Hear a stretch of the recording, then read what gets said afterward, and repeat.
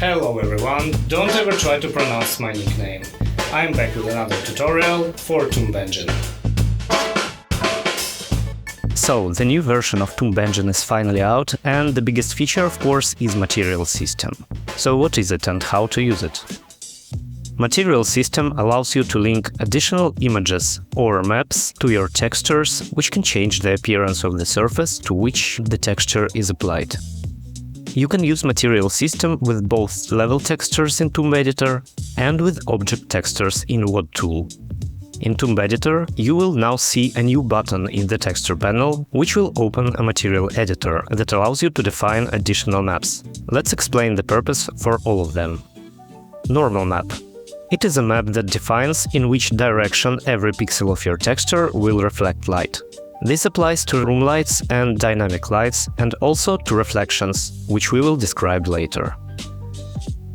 It is important to note that Tomb Editor can automatically generate normal maps for your level textures in Bump Maps dialog window here. If you didn't assign a normal map in Material Editor, but assigned bump level, those auto-generated normal maps will be used instead. Ambient occlusion map. This one acts like a shadow map for your texture, allowing you to keep certain areas of it in shades, even if surface is lit by a bright light. Specular map defines how reflective the surface is, with brighter parts being more reflective and darker parts being less reflective. If material type is default, it acts like a classic shininess effect, reflecting only dynamic light sources. However, if material type is set to reflective or skybox reflective, the surface will reflect the surroundings, as in original Tomb Raider 1 for Golden Lara, or the skybox as in remasters for Windows in Venice. If specular map is not defined for reflective or skybox reflective surfaces, Engine takes the default value for the reflection. Roughness map. This one may work together with specular map and defines how blurry the specular highlight will be.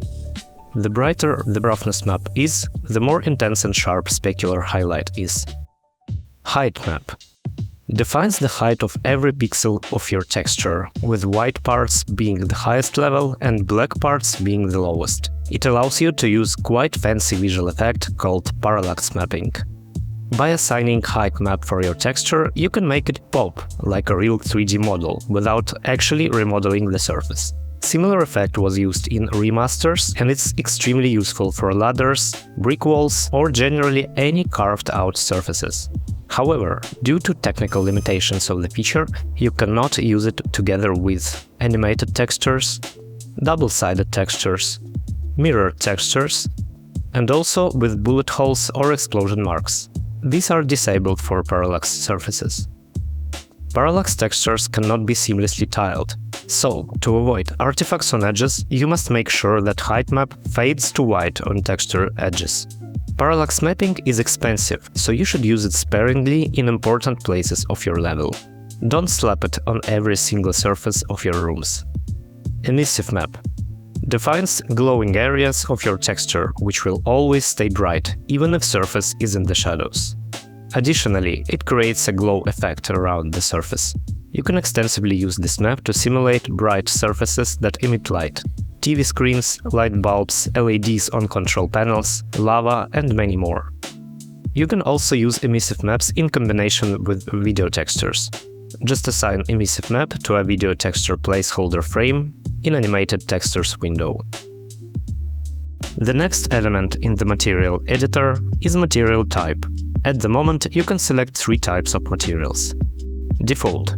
This is the standard textured surface without additional reflective properties. Reflective. This one uses screen space reflection effect, similar to Golden Lara effect in original Tomb Raider 1. This reflection method has a drawback of being unstable on flat surfaces, such as room geometry. Skybox reflective.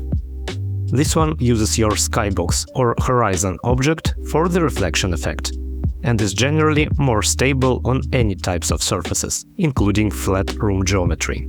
You can safely use it for window or floor reflections as well. Material System is available in the Mesh Editor window in Wad Tool as well. To use it, you must add a new texture in the texture panel via New option, Add external texture. This option keeps your texture as a separate file instead of uploading it into your WAD file. Also note that if you will add the same texture in both Tomb Editor and Wad Tool, they will share the material properties. That is because properties are saved in an external XML file kept along with the texture file in the same folder. If you prefer more automated material workflow and familiar with the concept of sidecar loading, it is possible to keep additional maps alongside the original texture using specific suffixes. These maps will be loaded automatically, without the need to manually define them in the material editor window. Remember that you can combine different maps in different combinations for different visuals and artistic purposes. Don't hesitate to experiment, share your setups in Showcase section of TombEngine server, and always ask for help if you struggle to understand certain aspects of the workflow. We will happily provide support. Enjoy. Thank you. I will. Happy building, and see you later.